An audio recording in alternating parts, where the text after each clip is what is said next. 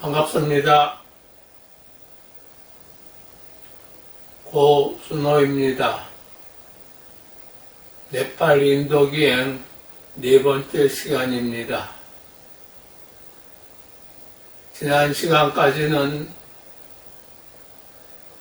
제가 네팔과 인도와 첫 인연을 맺게 된 1986년도 네팔 카트만두에서 열린 WFP 세계 불교도 의회 카트만두 대회의 모습을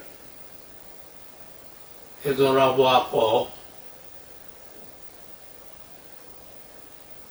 다음에는 이곳 나가르 코트에 올라가 히말라야 일출을 본 후 카트만두 계곡에 있다고 하는 옛 카트만두 바탄, 박타프로 이렇게 세 곳의 도시국가 중 카트만두와 바탄의 유적까지 돌아보았습니다. 이 시간에는 박타프로를 돌아보고자 합니다. 예전 박타프로는 동쪽에서 카트만두 계곡을 찾아오는 사람들에게는 관문 역할을 하였습니다. 그렇기 때문에 과거에는 이런 면에서도 박타프로는 상당한 중요성을 가지고 있었을 것입니다. 카트만두에서 박타프로까지는 동쪽으로 13km 떨어져 있습니다. 박타프로는 865년 아난다 데바 말라 왕에 의해 그 기초가 다져졌으며 도시로서의 모습을 제대로 갖춘 것은 1200년 중엽이라고 합니다. 아침 일찍 박타프로 도르바루 광장 입구에 있는 주차장에 도착하여 차에서 내려 입구 쪽으로 걸어가다 보면 아직은 안개가 완전히 걷히지 않아 전체에 안개의 모습이 보이기도 하고 상점들도 아직은 제대로 다 문을 연 것 같지 않아 보이기도 합니다. 그런가 하면 무슨 행사인가를 하는 여학생, 남학생들의 모습이 보이기도 합니다. 차에서 내리면 바로 거기가 도르바루 광장 입구입니다. 입구 매표소에서 입장권을 사 들어가면 바로 도르바루 광장입니다. 앞에서 본 대로 카트만두는 빛의 도시라고 불렸고 바탄은 아름다움의 도시라고 불렸는데 이 박타프로는 비자의 도시라고 불렸다고 합니다. 영어로는 City of Devotees라고 표현되고 있습니다.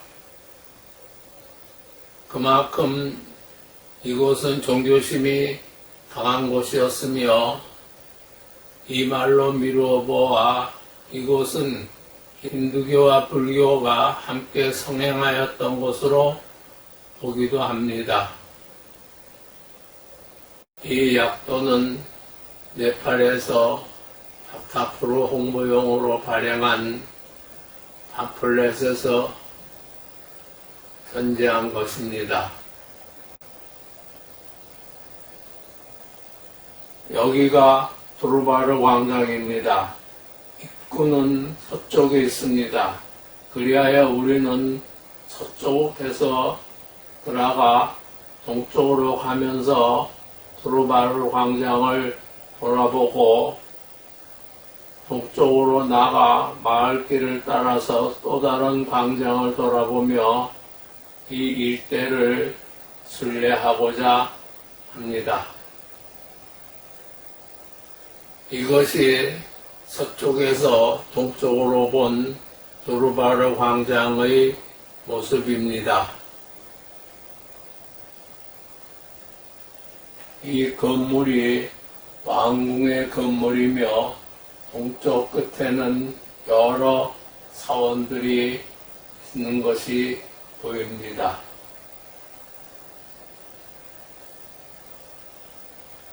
그런데 이 왕궁의 건물에 이르기 전 이쪽에는 여러 신상들이 있습니다.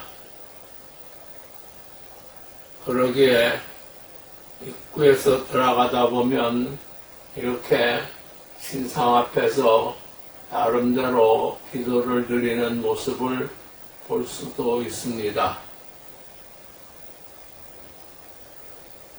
그런가 하면 이곳에선 닥타프루에서 최고의 명작으로 여기는 두 신상이 있는데 이 신상의 모습은 그 팜플렛에서 전제한 것입니다. 여기에서 보듯이 모두 17세기의 작품으로 나와 있는데 이쪽은 오그라 찬지상이고 이쪽은 오그라 바이라브 상입니다.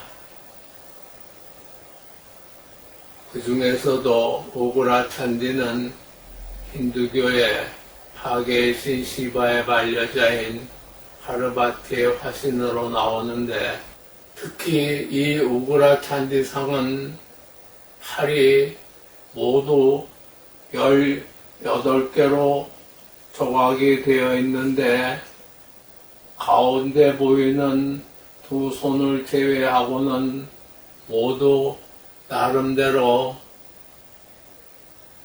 어떤 병기 같은 것을 들고 있는 모습으로 조각이 되어 있고 밑에는 악마의 상징으로 보는 물소를 밟고 있는 모습으로 되어 있습니다.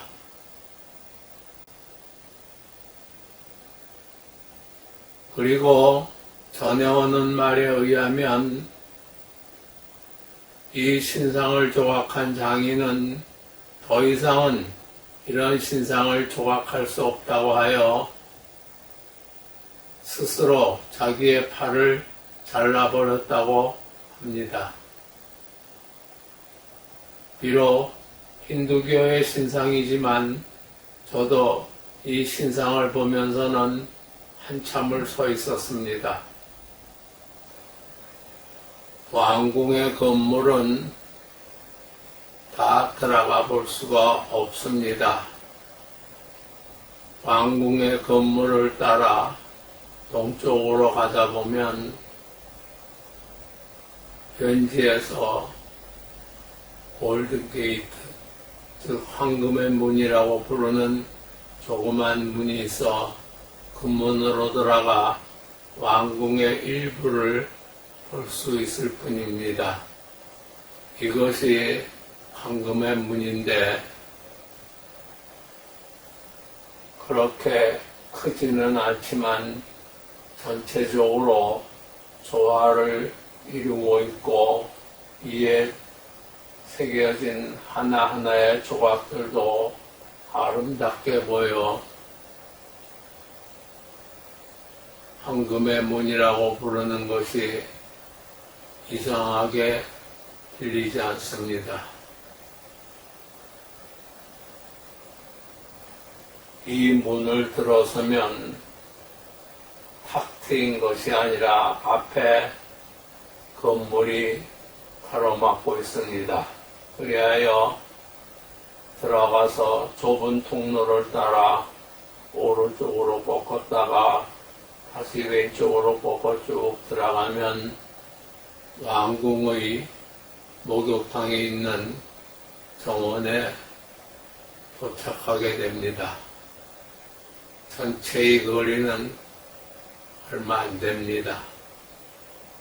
이것은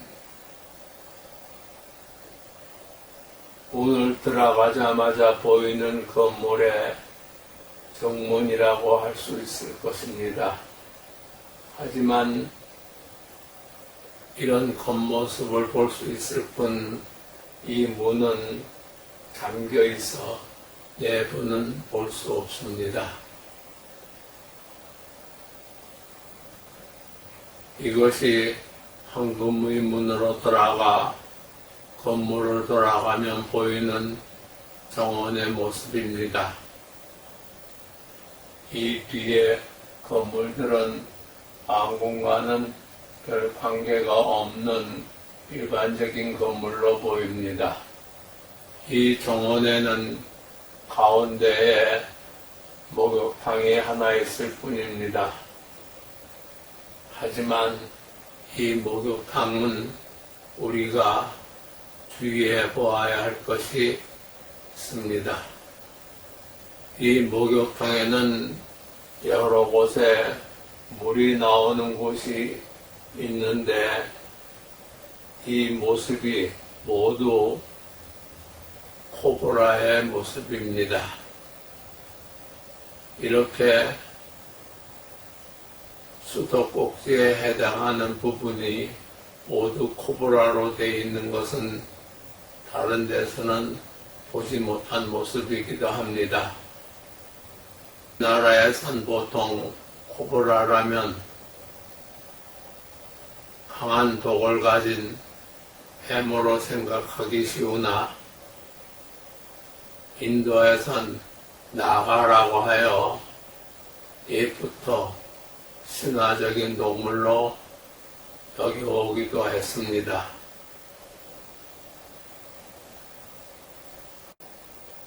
한역장경에서는 나가를 용이라고 번역하기도 하였습니다. 그리고 나가 라자는 라자가 왕이라는 뜻이기에 킹코브라를 말하는 것으로 보이는데 한역장경에선 이를 용왕이라고 번역하였습니다. 그렇기 때문에 나가 라자는 우리나라 사람들이 생각하는 청룡, 황룡이나 동해영왕, 서해영왕 같은 그런 개념이 아닌 것입니다. 이 나가라자는 인도에 가보면 힌두교에서도 불교에서도 신성시되어 수호자로서의 역할을 하고 있는 것을 쉽게 볼 수 있습니다. 힌두교의 사원에도 이 나가라자의 상이 조성되어 있고 불교의 사원에도 이 나가라자의 상이 조성되어 있습니다. 보통은 의인화시켜 조성한 것이 많은데 남성으로 의인화한 경우도 있고 여성으로 의인화한 경우도 있습니다. 이 나가라자의 상은 비단 인도뿐만 아니라 동남아의 나라에 가면 여러 형태의 상을 볼 수 있습니다. 이 나가라자의 상은 인도의 성지 유적들을 돌다 보면 여러 곳에서 볼 수 있으니 그때그때 나가라자에 대해 말씀을 드리기로 하겠습니다. 이곳에서는 더 이상은 특히 볼 것이 없어 갔던 길로 돌아 나올 수밖에 없습니다. 이것은 돌아 나오는 길에 찍은 사진입니다. 이 건물이 황금의 문으로 들어오면서 마주 보이는 건물입니다. 그런데 이곳에 조각되어 있는 모습들을 보면 이 건물도 상당히 아름답지 않았을까 하는 생각이 들기도 합니다. 왕궁의 동쪽 끝은 이런 특이한 모습의 건물이 장식하고 있습니다. 이 건물은 창문이 55개라고 하여 55창문의 왕궁이라고 부르기도 합니다. 이 건물은 5세기 전에 부파틴드라 말라 왕에 의해서 세워졌는데 1754년 그의 아들 라나지트 말라 왕에 의해 완공되었다고 합니다. 그리고 2세기 후에 다시 중수되었다고 합니다. 이것은 55창문의 왕궁까지 갔다가 다시 들어온 쪽 서쪽으로가 동쪽 끝의 모습을 촬영한 것입니다. 여러 다른 형태의 건물들이 몰려있듯이 세워져 있습니다. 다음 시간에는 이들을 하나씩 돌아보고 이 뒤쪽 동쪽으로 나가 마을길을 따라 또 하나의 광장을 보면서 일대를 순례할 것입니다. 이 시간은 이에서 마치겠습니다. 이 영상을 주위에도 널리 알려주시고 영상 밑에 있는 구독 버튼을 눌러 구독자로서 저와 함께 끝까지 해주시면 고맙겠습니다. 많은 격려와 협조를 부탁드리며 좋은 의견이 있으시면 댓글로 남겨주시기 바랍니다. 다음 시간에 뵙겠습니다. 고맙습니다.